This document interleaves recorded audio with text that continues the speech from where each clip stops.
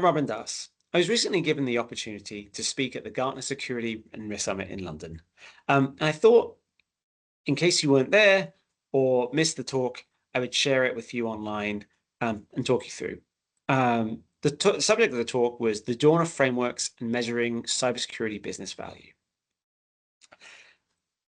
As technology grows, so do the threats. If we look at this slide, we can see the mainframe appeared in the 70s and attacks started appearing in the 80s. PCs appeared in the 80s, attacks started happening in the 90s. Email, internet, the window started to close a little bit until we get to today, where the minute a new technology is unveiled, attacks begin to happen. We can see this with containers. We can definitely see this with AI and all the potential model injections and threats and deepfakes that have been produced as a result. So as these threats have grown, these threats have actually gone from being sort of inconveniences or annoyances to now being existential. And so the board of directors is very, very focused on cyber. What do we mean by existential? I mean, literally, existential, causing businesses to go out of business. As an example, a couple of examples from the left-hand side, you can see the Stoli Group fired for Chapter 11 after a ransomware attack. Again, Lincoln College also suffered a ransom attack in 2021.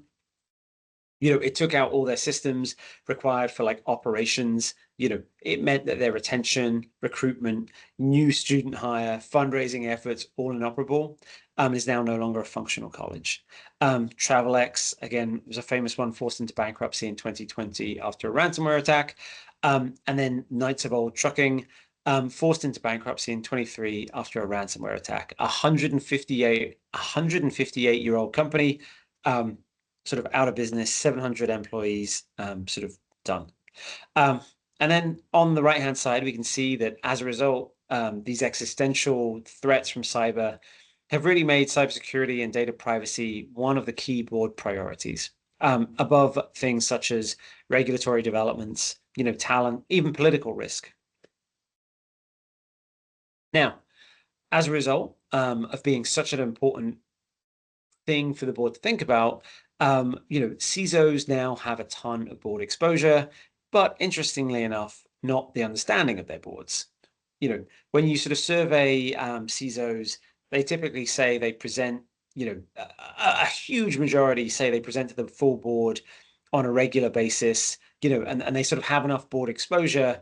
But when you ask those same set of CISOs, only about half of them think the board has knowledge to understand what they're saying. So even though they're there to deliver the message, only about half of the CISOs think their message is getting across. And it's not, just the CISO's fault or the board's fault. I mean, when you think about it, only about, I've seen surveys somewhere that only about 14% of the board have any type of cybersecurity expertise or understanding. Contrast that with something like financial understanding. I would imagine, not having seen the surveys, but 90%, majority of the board is going to understand finances and sort of the basic, language of business. So, what is the CISO to do? Thinking about this kind of financial analogy a little bit, the board really requires a layer of abstraction. When we think about financials, we have generally accepted accounting principles, right? Huge, dense book, of a bunch of guidelines and frameworks about when we can recognize revenue and how we should recognize revenue and expenses and how you express it and what you can and can't, use and not use. And that's just the frameworks. Next you actually think about the actual credits and debits and puts and takes that are happening at a typical enterprise, like thousands of these line items per month happening, back and forth across different accounts, across different groups, across different territories. The teams, will have key KPIs, internal, external ratios, the cost for subscriber acquisitions, the cost per call, the cost per, the cost per delivery, like a variety of different internal KPIs, external ratios, thinking about interest rates, share prices, et cetera, et cetera, et cetera. Now, what does the board see? All of that detail, all of those different metrics and frameworks are all aggregated into a few very simple metrics, right? top line revenue, like maybe by business unit, right? EBITDA. So, not only is it top line revenue, but now we're going to think about all the expenses, but it's just going to be potentially just a percentage margin, right? It might be a number, it might just be a percentage. Free cash flow, we're going to think about the capital structure, our bonds, and all that type of sort of complexity, aggregated down into this free cash flow number, and then, potentially margins, again, percentages, but only a one or two at a very high level. Now, we think it's now incumbent upon the security teams to kind of perform a similar amount of rigor, a similar amount of work onto sort of the granular security data that we have. Think about log files, think about the sort of phishing campaigns, the catching, the patching, all those things that we're doing, and really abstract them into like these really top level executive KPIs. And it's a journey, right? You don't go from log files straight into an executive KPI.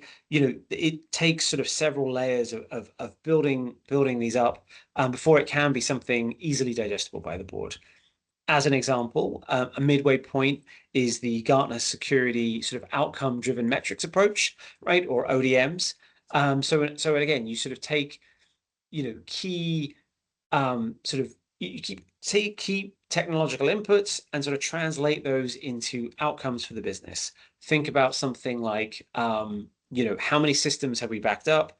Well, there's a point to that, and the point is, if a ransomware attack happens, how quickly can we get to recovery?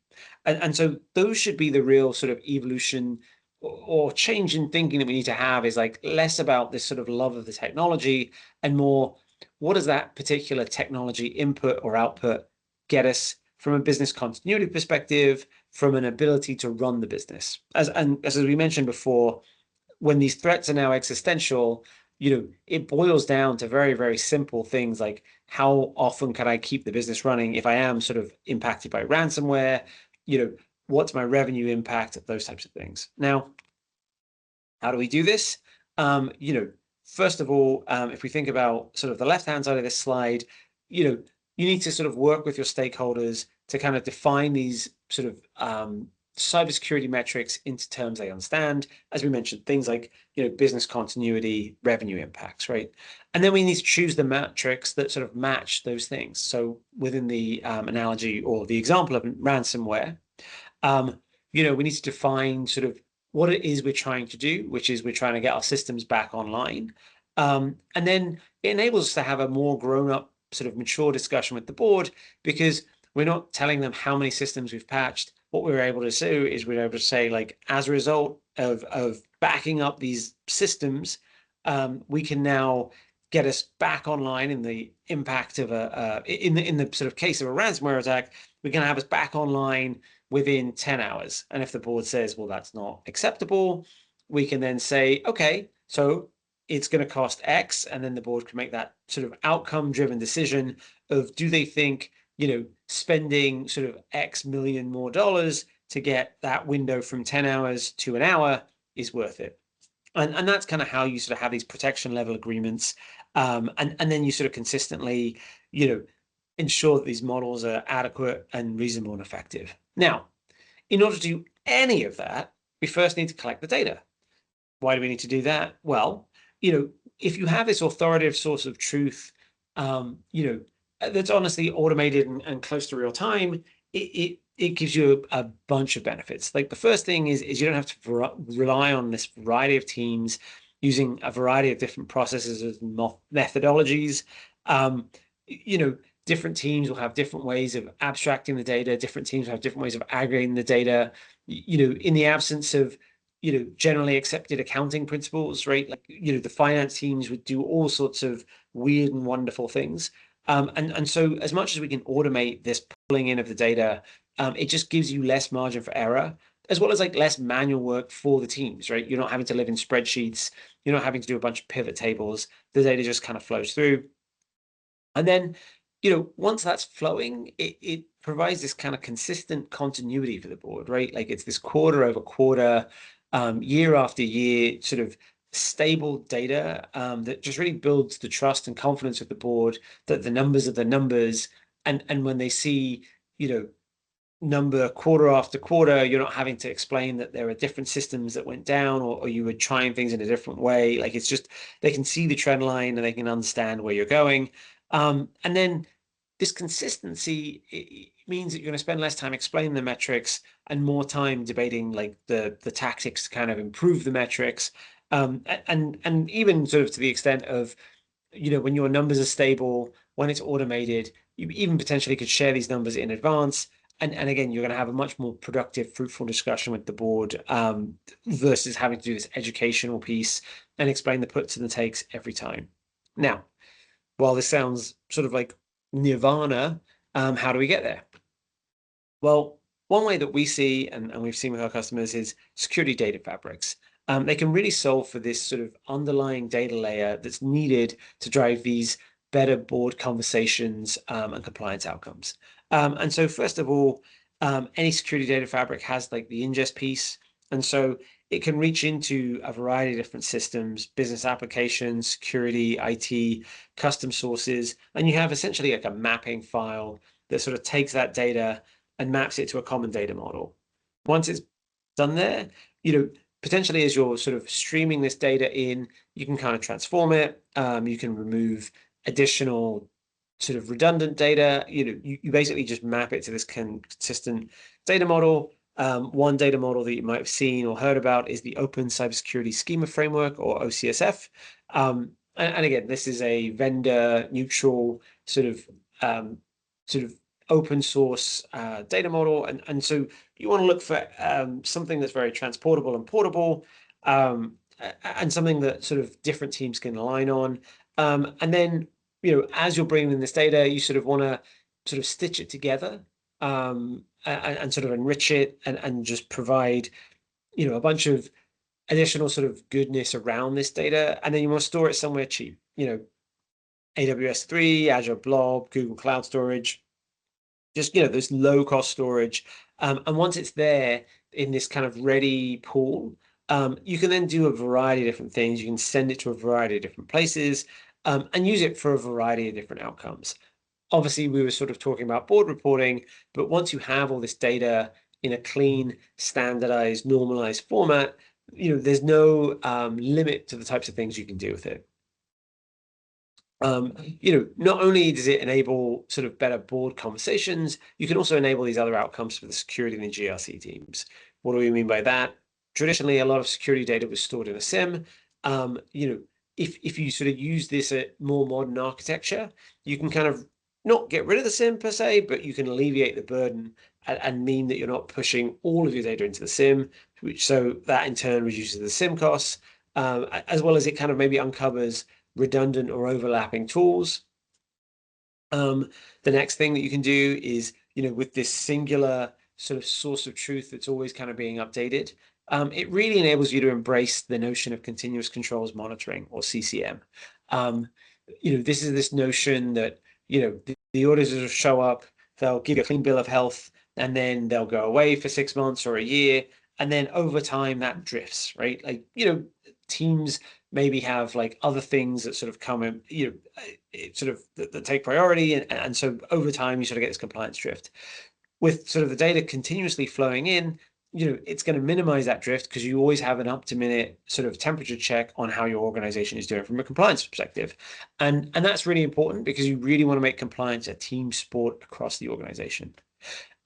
Another benefit is just the modernized architecture. If you have a security data fabric, you're not limited by sort of compute or data sets. Like, it just enables you to like spin up and spin down as many VMs as you need. And then finally, employee productivity. If your workforce is not spending time trying to clean up data, trying to wrangle data, trying to check on data pipelines, like, it frees them up to do a lot more higher level tasks, like a lot more of the thinking, a lot more of the analytics, that kind of keeps the team engaged and sort of happy, as well as doing the higher order work, and sort of freeing the teams up to kind of focus on that. And so, just to kind of briefly summarize it, like, we really believe a security data fabric is an essential part of having those better board conversations, because of the idea that it kind of gives you these consistent, explainable, outcome-driven metrics, but it also enables a whole host of other security and GRC outcomes. And so I know we covered a lot in a very short space of time, but if you have any questions about this, or would like to see a demo of what our product can do and what we can do for your data, please contact us at the website below, or take this frameworks assessment, and we'd love to hear from you. Thanks very much.